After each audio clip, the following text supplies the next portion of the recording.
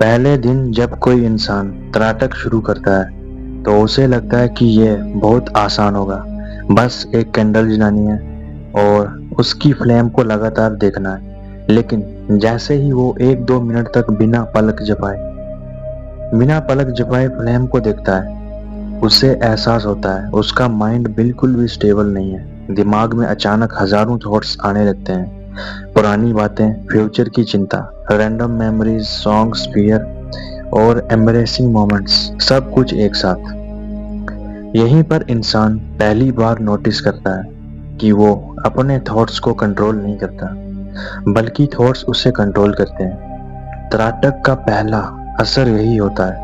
ये आपके माइंड की असली हालत दिखा देता है। कई लोग पहले ही दिन छोड़ देते हैं क्योंकि साइलेंस में बैठना आसान नहीं होता।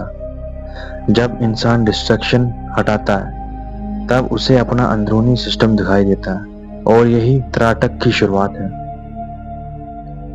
दूसरा दिन आंखें थोड़ी ज्यादा स्टेबल होने लगती हैं। माइंड अब भी भागता है, लेकिन पहले दिन जितना नहीं। अब इंसान नोटिस करता है कि फ्लेम को लगातार देखने से थॉट्स धीरे धीरे स्लो होने लगते हैं। कुछ सेकंड्स ऐसे आते हैं जब दिमाग बिल्कुल शांत हो जाता है, और यही मोमेंट बहुत पावरफुल माना जाता है क्योंकि मॉडर्न दुनिया में इंसान का अटेंशन पूरी तरह टूट चुका है। Short videos, social media, constant scrolling, इन सब ने माइंड को रेस्टलेस बना दिया है। त्राटक उसी ब्रोकन अटेंशन को रिपेयर करने की कोशिश करता है। कई योगियों के अनुसार जहां ध्यान जाता है वहीं एनर्जी फ्लो होती है, और जब इंसान एक पॉइंट पर पूरा ध्यान रखता है तो उसकी मेंटल एनर्जी बिखरना बंद हो जाती है। यही कारण है कि कई लोग त्राटक के कुछ दिनों बाद ज्यादा फोकस्ड महसूस करते हैं। तीसरा दिन कुछ स्ट्रेंज चीजें शुरू हो सकती हैं। कुछ लोगों को अचानक सैडनेस महसूस होती है। कुछ को गुस्सा आने लगता है। कुछ लोग बिना वजह इमोशनल भी हो जाते हैं। ऐसा क्यों? क्योंकि जब माइंड शांत होने लगता है तो अंदर दबे हुए इमोशंस ऊपर आने लगते हैं। हम पूरी जिंदगी डिस्ट्रैक्शंस में भागते रहते हैं ताकि हमें खुद का सामना ना करना पड़े, लेकिन त्राटक इंसान को खुद के सामने बैठा देता है। यही वजह है कि मेडिटेशन हमेशा पीसफुल नहीं लगता। कभी कभी ये अनकंफर्टेबल भी होता है, लेकिन यही हीलिंग प्रोसेस की शुरुआत मानी जाती है। अब चौथा दिन कोई लोग नोटिस करता है कि उनकी ऑब्जर्वेशन पावर बढ़ रही है। अब वो छोटी छोटी चीजें जल्दी नोटिस करने लगते हैं। लोगों की बॉडी लैंग्वेज, आवाज का टोन, एनवायरनमेंट की एनर्जी, सब कुछ ज्यादा क्लियर लगने लगता है। ऐसा इसलिए क्योंकि माइंड अब थोड़ा लेस नॉइसी हो चुका है। जब दिमाग में कम शोर होता है तो अवेयरनेस नेचुरली बढ़ती है। कुछ लोग इसे माइंड अवेकनिंग भी कहते हैं। पांचवा दिन कई लोगों के सपने ज्यादा विविड होने लगते हैं। कुछ लोग स्ट्रेंज ड्रीम्स देखने लगते हैं। कुछ को पुराने मेमोरीज सपनों में दिखने लगते हैं। योग के अनुसार त्राटक सबकॉन्शियस माइंड को एक्टिवेट करता है। दिन भर जो इमोशंस और थॉट्स दबे रहते हैं वो ड्रीम्स के जरिए बाहर आने लगते हैं। इसलिए कई साधु त्राटक को सिर्फ आंखों की एक्सरसाइज नहीं बल्कि कॉन्शियसनेस यानी चेतना की प्रैक्टिस मानते हैं। छठे दिन इंसान खुद में एनर्जी चेंज महसूस कर सकता है। कुछ लोग ज्यादा कॉन्फिडेंट महसूस करते हैं। कुछ की स्पीकिंग पावर इंप्रूव होती है। कुछों को सोशल फियर कम लगता है।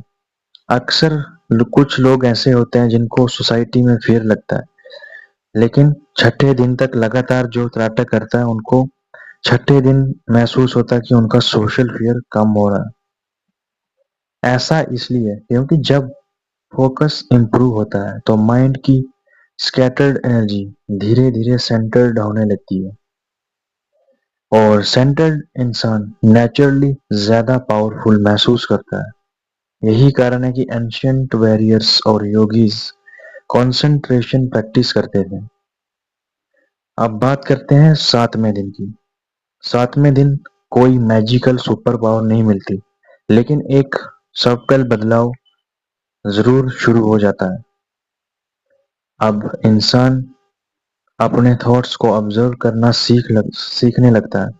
रिएक्शन कम होने लगती है, माइंड थोड़ा स्टेबल लगने लगता है, और सबसे बड़ी बात, इंसान को एहसास होता है कि असली शक्ति बाहर नहीं, माइंड के अंदर है। त्राटक का असली पर्पस यही माना जाता है, माइंड को इतना स्टेबल बनाना कि इंसान खुद पर कंट्रोल पा सके।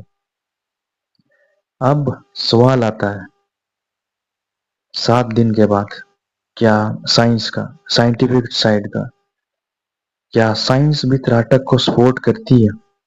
कुछ स्टडीज में पाया गया कि focused gazing meditation attention improve कर सकती है, स्ट्रेस कम कर सकती है, कंसंट्रेशन बढ़ा सकती है और मेंटल कामनेस ला सकती है। जब इंसान लंबे समय तक सिंगल पॉइंट पर ध्यान रखता है तो ब्रेन का अटेंशन नेटवर्क स्ट्रॉन्गर हो सकता है। इसलिए कई लोग रेगुलर प्रैक्टिस के बाद बेटर फोकस कर फील करते हैं।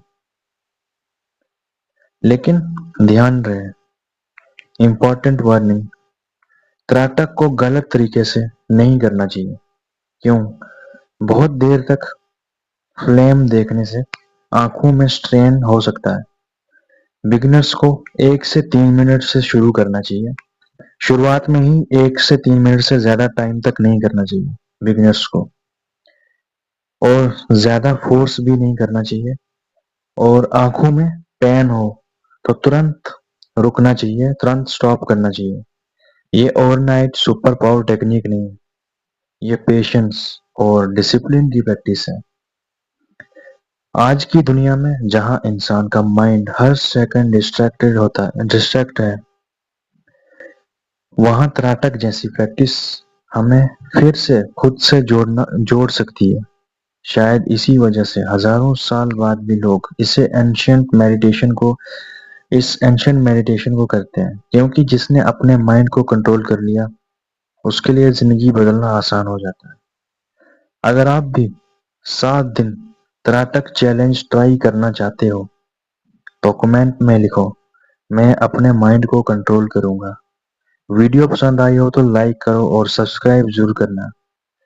अगर आप ये 7 दिन फॉलो करते हो त्राटक मेडिटेशन, तो आपकी लाइफ में बदलाव आने आपको 7 दिन के बाद दिखने लगेंगे। आप खुद फील करोगे कि आपकी लाइफ बदलना शुरू हो गई है, और आपका मन भी शांत होना शुरू हो जाएगा, आप खुद फील करोगे।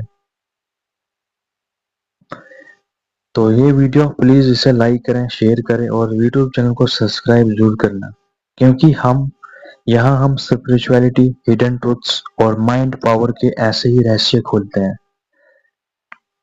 आज की वीडियो में बस इतना ही। मिलता हूँ आपके साथ न्यू वीडियो में एक न्यू टॉपिक के साथ।